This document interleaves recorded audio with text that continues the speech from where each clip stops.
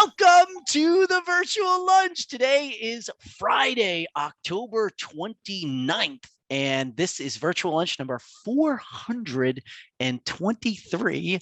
Our guest today is Phil Richards, the Chief Technology Officer for Breakwater Solutions, and this is part of our Deconstructing Data Risk series with Breakwater. Hi, Phil. How are you doing? I'm doing really well today. I'm happy to be here. Phil, tell us about your background and your role with Breakwater. I'm an engineer by training. Did my engineering work at the University of Utah and at MIT.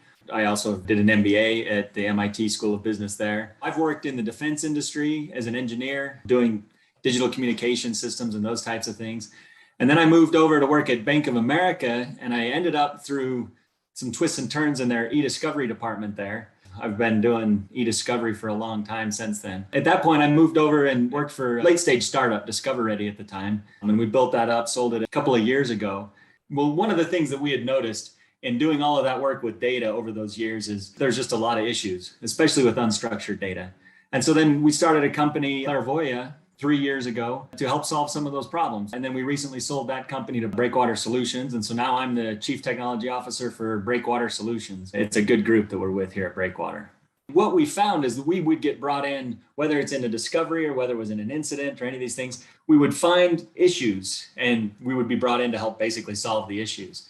And every time that we got into these types of problems, they would ask the same questions. We started noting these patterns where people would say, well, I've got a data problem. What's in the data? Who touched it? Where did it come from? Where did it go? One of the things that we were doing there is we said, when we would go through all the e-discovery process, one of the things we do to try to help out like a delighter for our clients was to say, by the way, I know you wanted us to review all the data for this, but we noticed we've got all of your IT admins are trolling through your employee data. That doesn't seem right to us. You see it in their emails, you see it in their hard drives. We would highlight these things. We'd say, you have PII over here where it shouldn't be. You can tell when it's wrong. And every time we would tell them, they would give us the same questions. They would say, well, what did you see? Who touched it? They'd ask us where that data came from and where that data went. And what we found is that we were only able to give partial answers to those questions. But then people would always ask us, well, where did this data come from? Where did this data go? How did it change? And we could do a little bit of cyber forensics to answer those questions, but they were rarely satisfying for that. And so when we sold Discover Ready, shortly after that, we said, let's go start a company where we can actually answer those questions, where we can help people understand where did that data come from? Where did that go? So if there's a Word document or an Excel spreadsheet, you say, well, how did that travel through the organization? And so that's what we built at Clairvoya. So we built out the software solution that would help answer those questions. Sometimes I worry that I haven't had a classic Chief Technology Officer role. But on the other hand, when I've talked with other people, especially as I've gotten involved with the local startup community here, every Chief Technology Officer has that same worry that they haven't had the classic Chief Technology Officer role. Some of that is just the nature. You have to adapt to what the particular company needs. Fundamentally, we're expected to understand the landscape of what's happening out there, especially the technological landscape. And we're expected to know what the boundaries are and push those boundaries and do it in such a way that it's profitable for the business. It's not just for the fun of pushing a boundary. The Chief Technology Officer needs to have a seat at the table with the business leaders so you understand not only is this neat and cool from a tech perspective, but that it also meets business needs. Again, that's where a lot of my experience with managing a line of business comes in. You have to make it business worthwhile. The closer analogy than RFID is we used actually some of the blockchain principles. So we have basically built systems that would run in the background that would tag documents and say, okay, this document now has it's a blockchain identifier. We called it a lineage identifier, and we would attach it to the document. And so then when that document, so if I made it and then I saved it to my hard drive, we'd say, yep, this document's here on this hard drive. And then I'd email it. And then because of that identifier, we'd be able to say, oh, this is the same document that's on the email. And then if I emailed it to you, and then you would save it, change its name, save it out to OneDrive, we'd say, yep, now this is still the same because it has the same identifier, but now it's just a different version. It's a different person. It's in a different place. And so we could build out that entire lineage across the different data sources, the different places, and say, yep, I can tell this document traveled from here to here to here to here, and it moved around in these places, and it changed in these ways. That's what we built. And it's pretty transformational when people get in and start really using it, because it changes them to be able to say they can answer those questions. They know what happened and why it happened or where it happened and who did it. Lots of things have changed. There's some businesses where they're going to say, that's a transformation that broke me. that made it really hard. Either those companies are already broken and they're gone, or they're really struggling through it. And then there's going to be other companies, and some of these people I've talked with have said, we can make big transformations and it's okay. We can survive through it. Our DNA allows us to move through these things. And so on the information management side of things, people made big messes and we need to clean it up. But what's going to happen is there's some people that basically saying, I can't handle any more transition. I can't handle any more changes. I know I've got a big mess, but let's pretend like it doesn't exist because I can't handle any more change. And then there's the polar opposite. Now it's a spectrum between these two, right? But the opposite way of thinking about it is these people that have gone through the transition and they said, yeah, we can handle it. Let's keep transforming. Let's keep this as part of our DNA. And so I've seen both of those types of company. Now, the ones that have embraced the change tend to be, at least in my experience, fewer of those types of companies. But as I interact with these folks, those are the ones that are really going to make it, to incorporate change as part of their DNA and then move forward.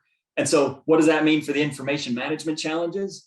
Again, one set that's hoping that they can just pretend like it doesn't exist, the problems that they've caused.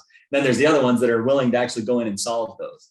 And of course, the ones that we've been really excited to work with are the ones that are saying, okay, yeah, there's lots of problems that have either been solved or uncovered because of this. Let's go fix them. I always like to, and some of you may have heard this, but I always like to tell the joke. There's a person standing underneath a streetlight looking around at the ground, right? And a second person comes up to that person and says, what are you doing? And the person says, well, I lost my keys. And the second person says, oh, I'll help you find your keys. Where did you drop them? And the person looking for the keys says, well, I actually dropped them over there on the other side of the road. And the second person says, well, why are you looking here? And he says, well, because the light's better here. In the information management world, that's what happens a lot, is people are looking where the light is better, where they have information. They're not necessarily looking where the problems really exist. So we'll see this where people are provided whatever tool sets they have, and then they tend to hyper focus on this area or this area or this area because it's the place where they've gained some insight. They know where the problems are. And so they're focused on fixing those problems. But they may or may not be the biggest problems, and they may or may not be really where they should be focusing. And we see this a lot in the information management or in our incident management space, where we'll go in and help people clean up after an incident. And they'll have all these problems and you'll say, well, goodness, this was a massive mess that you had over here. Did you ever even do anything? And they're like, well, no, because we had no idea that was a problem. But when the bad guys got in, or when we had a breach, or when something happened, they found it and they just tore it apart. And so one of the big dangers in the information management or governance space is not having that broader view and only looking where there's light.